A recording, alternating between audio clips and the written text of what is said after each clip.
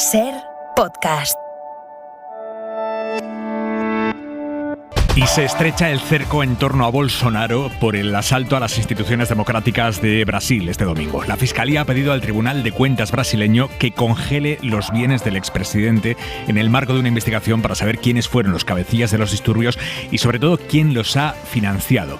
Se trata de la primera petición del ámbito fiscal y judicial que afecta directamente a Bolsonaro, pero no solo a él. El Ministerio Público brasileño también quiere bloquear los bienes del exgobernador de Brasilia y del que era jefe de la Policía Federal en el momento de los disturbios, que además fue ministro de Justicia con Bolsonaro. Los dos fueron destituidos tras el ataque a las instituciones democráticas. Lo vamos a ampliar ahora, pero antes, el tiempo. Jordi Carbó. Buenas tardes. Cambio de tiempo que va a traer lluvia, ratos con intensidad y viento fuerte en Galicia durante toda la noche.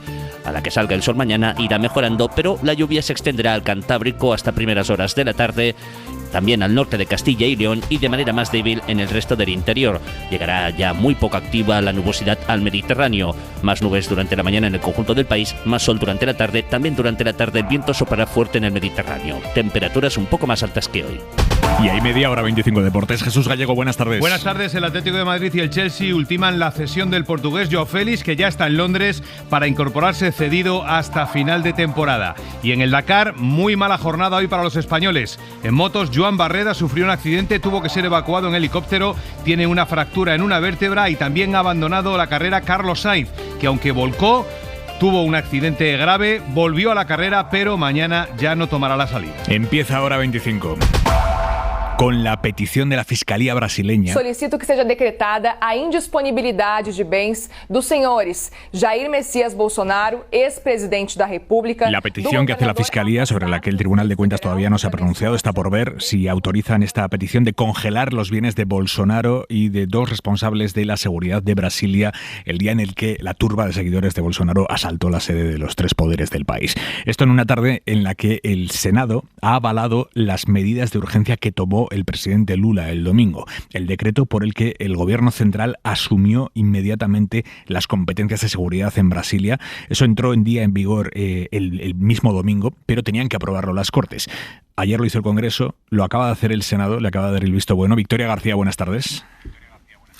Hola Aymar, buenas tardes. Pues de esos 1.500 detenidos por los actos golpistas que narrabas, más de 200 ya han sido puestos en libertad. Pero de esos 200 la mayoría son ancianos y algunas mujeres. Hay un monto importante que están en los calabozos a la espera de que el juez les tome declaración, según explicaba el ministro de Justicia brasileño Alexandre Morales en el Senado esta misma tarde. Não achem esses terroristas que até domingo hacían baderna y algunos, después de cometer los actos terroristas este domingo y ser detenidos, seguían burlándose de las instituciones pensando que su estadía en los centros de detención iba a ser un paseo vacacional de diversión.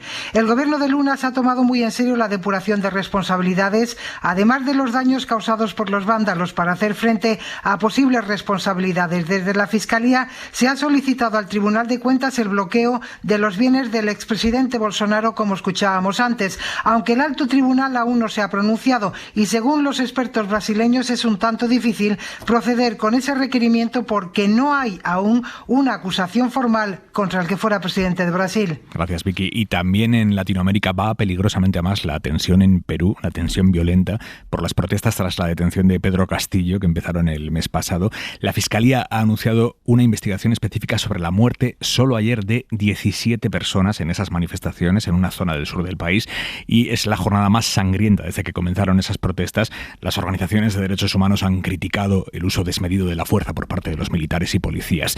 En esa misma zona ha muerto hoy un policía, han quemado el coche patrulla en el que iba y ha muerto calcinado dentro. Joan Jimeno, buenas tardes. Buenas tardes, sí, una patrulla que ha sido atacada por un grupo de unas 300 personas mientras hacía labores de vigilancia. El policía que iba dentro del coche ha quedado atrapado, ha muerto, quemado por las llamas, según ha confirmado el fiscal superior peruano. Tensión que va más en Perú y que ha quedado patente hoy en el Congreso cuando un grupo de diputados de la izquierda han recibido al primer ministro Alberto Otárola y al gabinete de la presidenta Dina Boluarte al grito de asesino. Gritos que han continuado dentro del hemiciclo y que han provocado que el primer ministro haya tenido que abandonar ese pleno. Todo esto después de un lunes que dejó al menos otras 17 muertes en las manifestaciones de protesta por el cese de Pedro Castillo. Ya son 45 las personas muertas desde que comenzaron estas movilizaciones. Aquí en España, el Consejo de Ministros ha aprobado hoy cambios en las ayudas que se les dan a los empresarios cuando contratan a trabajadores que tienen difícil conseguir un empleo, porque son mayores de una edad determinada, porque llevan mucho tiempo sin trabajar, personas en exclusión, lo que sea. Para facilitarles a estos sectores el acceso al mercado laboral, los empresarios que los contratan reciben bonificaciones. Y el Gobierno ha cambiado hoy ese sistema para incentivar que esos contratos bonificados sean de calidad, digamos, que sean indefinidos, que no sean temporales. Para potenciar ese tipo de contratos, las empresas que cobren estas ayudas, que reciban estas bonificaciones, tendrán que mantener a los empleados contratados por lo menos 3 años. Elsa Llorente. Son bonificaciones para contratar a personas con difícil empleabilidad, como las personas con discapacidad. A partir de septiembre tendrán una bonificación de 138 euros al mes durante toda la vigencia del contrato y además en las cotizaciones empresariales se mantiene la bonificación del 100%, es decir, el empresario no paga cotizaciones en este caso. Como has dicho, el empresario tendrá la obligación de mantener ese puesto de trabajo al menos durante 3 años. También para contratos a menores de 30 años sin cualificación y parados de larga duración de más de 45 años. Para estos perfiles, las empresas que los contraten también tendrán bonificaciones, pero eso sí, tendrán que ser contratos fijos. Yolanda Díaz. Todo el fomento de la contratación va a ser con carácter indefinido, excepto un supuesto, que es el contrato de sustitución, con el objetivo de que podamos fomentar y desplegar políticas de conciliación familiar. También se bonificarán los contratos en el sector agrario que pasen de eventuales a fijos discontinuos y será una bonificación mayor si son mujeres. Y en Francia son las pensiones las que amenazan con complicarle la vida mucho a Macron, porque su gobierno ha presentado esta tarde una reforma para retrasar la edad de jubilación de los 62 años a los 64, de aquí a 2030. Es una reforma muy polémica. De hecho, Macron ya intentó impulsarla en su primer mandato, un proyecto muy parecido, pero el plan acabó en un cajón por una oleada de manifestaciones. Ahora lo recuperan y los sindicatos acaban de anunciar una huelga y movilizaciones para el día 19 contra esa elevación de la edad de jubilación a los 64 años respecto a los 62 que tienen ahora. Corresponsal en Francia, Vicens Batalla. La primera ministra Elisabeth Borne justifica esta subida en la edad de jubilación para equilibrar las cuentas del sistema de aquí a 2030, pero ha acabado haciendo una concesión para obtener el apoyo parlamentario de los republicanos de derecha que no hubieran votado en la subida hasta los 65 años como quería el presidente Emmanuel Macron. Así explicaba Borne que esta reforma debe ponerse en marcha progresivamente a partir del próximo 1 de septiembre. Aussi, a compter du 1er septembre, l'âge légal de départ à la retraite A cambio de esta concesión, se acelera el paso de 42 a 43 el número de años de cotización para conseguir una pensión al 100% y que ya se aplicará totalmente en 2027.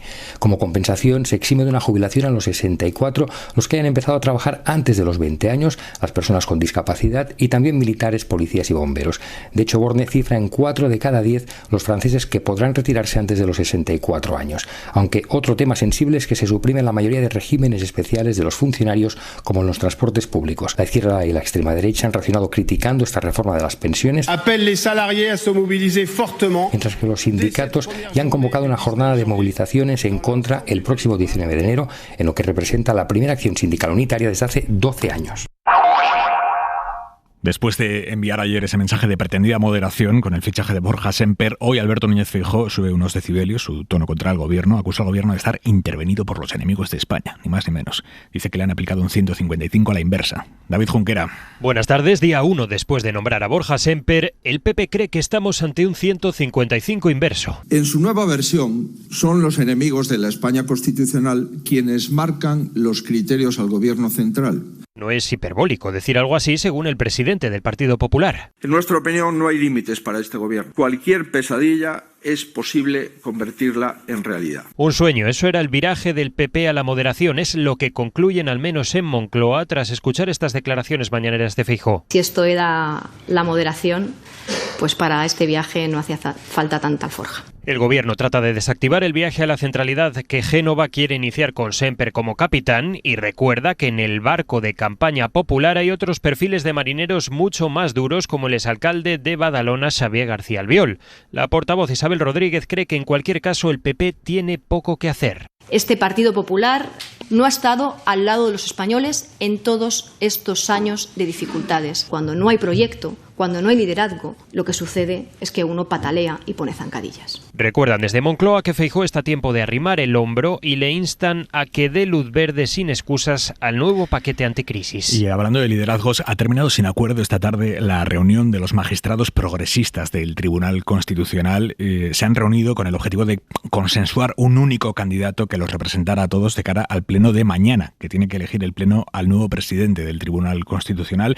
Los progresistas tenían la intención de ir con un único candidato, pero después de 3 horas las posturas no se han movido, así que mañana van a competir por el puesto 2 progresistas, Cándido Conde Pumpido y María Luisa Balaguer. Miguel Ángel Campos. Y ya será en el pleno del Constitucional, que arranca a la 1 de la tarde. Hoy no ha sido posible el acuerdo entre los progresistas para concurrir con una única candidatura. Ha sido debatida esta posibilidad y distintos magistrados han pedido que se votara entre los 7 progresistas para decidir a un único candidato que concurriera mañana al pleno. Pero María Luisa Balaguer se ha negado y no se ha llegado a votar, por lo que 2 candidatos progresistas se disputarán mañana a priori la presidencia: la catedrática Balaguer y Cándido Conde Pumpido, exmagistrado del Supremo y fiscal general del Estado. Y la Fiscalía ha advertido hoy al Ministerio del Interior de que el sistema que están diseñando para avisar a las mujeres de si sus parejas tienen antecedentes por malos tratos, ese sistema no puede ser generalizado, lo dice la Fiscalía. Insisten en que esos avisos hay que restringirlos solo a cuando la mujer corra un riesgo relevante y cuando sea necesario para evitar agresiones, pero no en todos los casos. Ayer ya les contamos que el Ministerio estaba trabajando en esa línea, en determinar qué criterios serán esos que medirán el grado de riesgo, mientras siguen reuniéndose con los cuerpos policiales. Mariola Lourido, buenas tardes. Buenas tardes. En su informe, la fiscal de Sala contra la violencia sobre la mujer, Teresa Peramato, señala que el protocolo de Interior debe contemplar la fundamentación y los criterios para adoptar esta medida. ¿Cuáles son esos criterios para poder comunicar a la víctima que su pareja tiene antecedentes? Pues que supongan un factor de riesgo de peso y que resulte necesario para prevenir una nueva agresión, la comisión de un nuevo delito, y que por lo tanto se puedan adoptar medidas de protección y de autoprotección. La fiscal no es partidaria de establecer un sistema de alerta automático generalizado. Tiene que estudiarse caso a caso y evaluar si ese factor de riesgo es de peso. Pero en su dictamen cita hasta 3 leyes que establecen el derecho de las víctimas a recibir información y también cita la legislación europea, que dice que el derecho a la protección de datos personales no es absoluto y que hay que mantener el equilibrio con otros derechos fundamentales. Mañana van a declarar en la Audiencia Nacional las 2 mujeres de yihadistas, 2 mujeres repatriadas a España desde Siria junto a 13 menores, entre ellos hijos suyos y otros críos a los que cuidaban. Sobre estas 2 mujeres pesa una orden de detención internacional y gracias a Cruz Roja las han localizado en un campamento de prisioneros kurdo donde vivían en condiciones terribles. Aterrizaron anoche en Torrejón, aquí en España, han declarado ya ante la policía. Mañana lo van a hacer en la audiencia y los menores están ya bajo la protección de los servicios sociales de la Comunidad de Madrid. Javier Bañuelos. ¿Qué tal? Buenas tardes. En el caso de Luna Fernández, se convirtió al Islam hace casi 2 décadas, convencida por su marido, y con él decidió irse a Siria acompañada de sus 2 hijos. Allí tuvieron 5 más. Ella misma reconoció públicamente el error de haber dado ese paso. Viajó a Siria engañada, al menos eso fue lo que relató al diario El País en 2019. Hombre, es que yo no he venido con mi decisión. Yo vine a Siria engañada. Yo no sabía nada, yo iba a ir a Turquía. Cuando vine a Siria y vi que los bombardeos y la guerra, pues yo no estoy a favor de la guerra, ¿sabes? Las autoridades españolas llegaron incluso a decirle a sus padres que la dieran por muerta porque su marido había fallecido, pero Luna estaba viva. Fue localizada en el campo de prisioneros de Al-Roj, al noroeste de Siria. De allí también ha sido repatriada Yolanda Martínez junto a sus 4 hijos. En total son 13 los menores que han volado desde Siria vía Kuwait hasta Madrid. Los 13, ante el asombro y el enfado de sus familias, están ya a cargo de los servicios sociales de la Comunidad de Madrid. Se llama Ozempic, es un medicamento para la diabetes tipo 2, pero se ha popularizado en todo el mundo porque supuestamente quita el hambre y ayuda a perder peso, claro, si no comes. Ozempic is a drug for typically diabetics. Si lo buscan en internet, tienen de hecho montones de vídeos como estos hablando del medicamento, que aquí en España solo se vende con receta y que han recomendado celebrities como Kim Kardashian por eso, porque te quita el hambre. Pero más allá de esos vídeos, en la farmacia es dificilísimo encontrarlo porque desde hace unos meses el exceso de demanda, precisamente porque la gente se ha vuelto loca con estos celebrities recomendándolo, el exceso de demanda ha provocado un desabastecimiento mundial de este medicamento. Teresa Rubio. En España solo está indicado para personas con diabetes tipo 2. Es una pluma inyectable, se pone una vez a la semana, ayuda a bajar el nivel de glucosa en sangre, pero también quita el hambre. Aquí se necesita receta de un endocrino. El presidente de la Sociedad Científica, Javier Escalada, nos ha dicho que ellos lo han estado recetando a personas con obesidad y sin diabetes porque es muy efectivo y que solo dejaron de hacerlo cuando empezó a fallar el suministro. Ante la falta de otros tratamientos, la existencia de Ozempic dio lugar a que se utilizara para el tratamiento de la obesidad en personas sin diabetes. A partir del desabastecimiento, recomendamos a nuestros socios y a nuestros compañeros que Ozempic lo indiquen para aquellas personas que tienen diabetes. El Ozempic con receta privada cuesta 120 euros. Si tenemos diabetes tipo 2, sí está subvencionado, aunque la inspección tiene que visar la receta. Y si entran en cadenaser.com tienen ahí el detalle completo de la compra que ha hecho Sonia Ballesteros, que es la jefa de la sección de reportajes de la cadena SER. Se ha ido a hacer la compra para comprobar si se nota o no en los precios finales la bajada del IVA en algunos alimentos. Hemos hecho una compra básica, Sonia. Acompañamos a Mercedes hasta una gran superficie para hacer una compra de 6 productos básicos el 30 de diciembre. Hemos repetido la misma compra una semana después, cuando ya está en vigor el decreto del Gobierno que reduce o elimina el IVA de esos artículos elegidos. Una barra de pan, 1 litro de leche, media docena de huevos, 1 litro de aceite de oliva, un paquete de pasta integral y 2 limones. En diciembre pagamos 11,63 euros. Esta semana, por lo mismo, 11,07, es decir, 56 céntimos menos. El precio de la barra de pan se reduce 3 céntimos y Mercedes nos detalla producto a producto el ahorro conseguido en el resto de la cesta. La misma leche y de la misma marca son 5 céntimos de diferencia. Los espaguetis, 9 céntimos. Mis 2 limoncitos, 11 céntimos menos. Los huevos, 10 céntimos menos. Y me queda el aceite, 18 céntimos menos. Poca cosa, nos decía Mercedes, que añadía que esos céntimos no los notará en su bolsillo, pero que si la medida ayuda a frenar la inflación, pues todos contentos.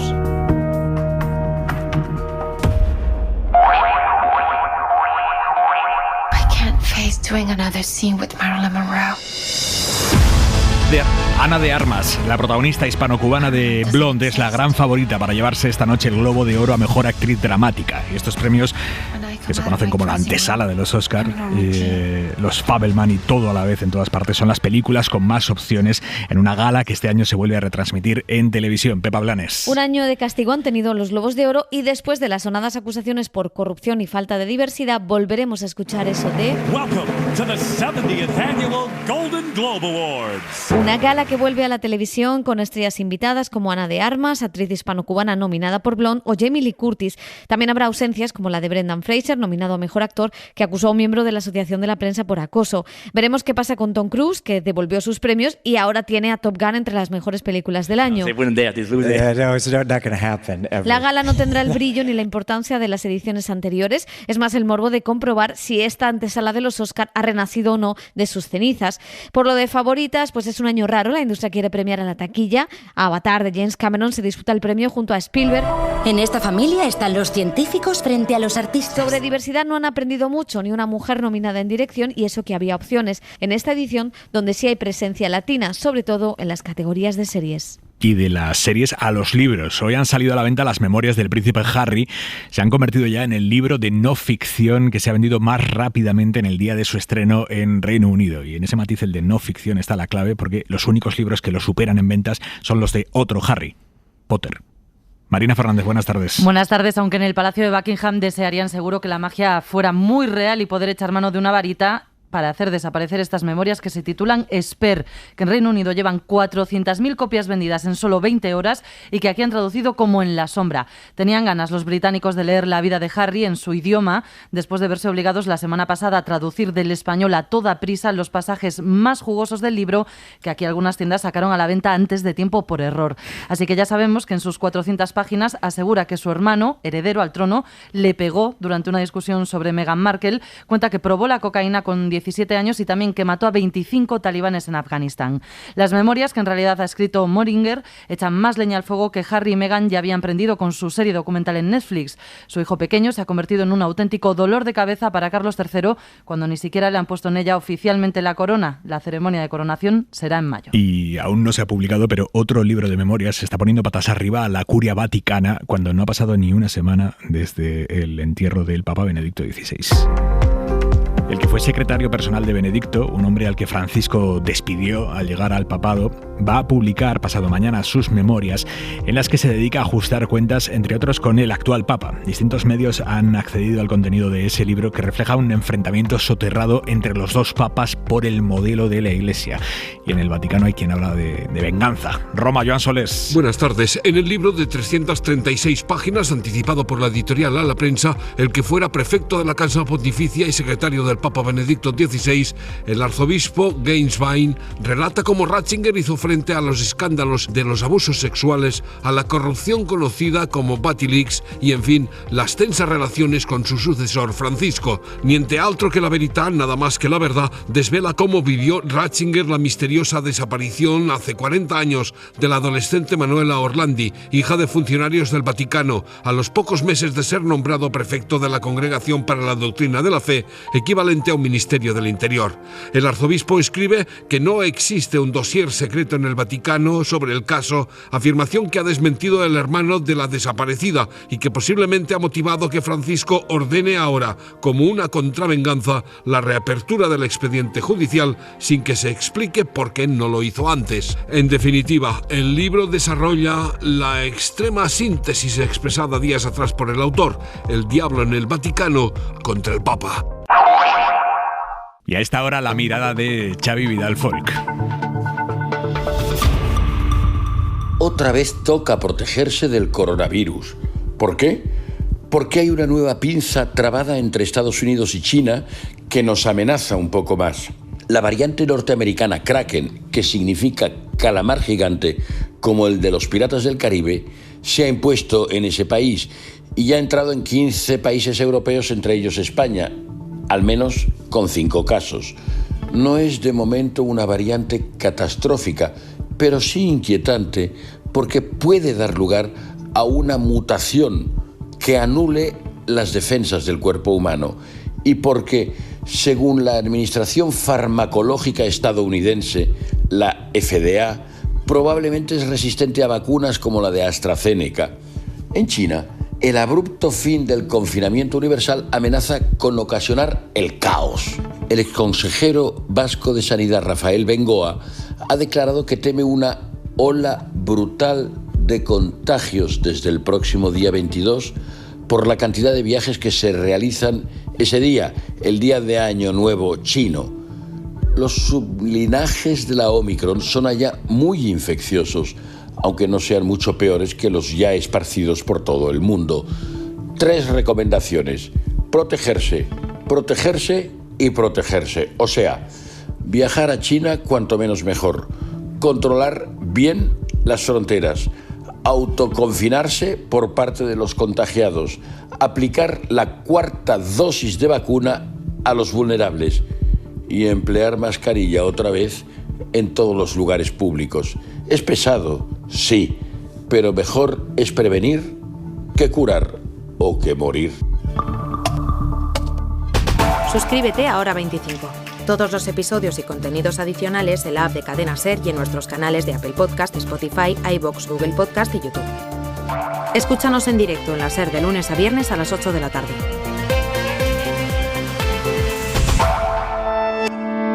Cadena SER. La radio.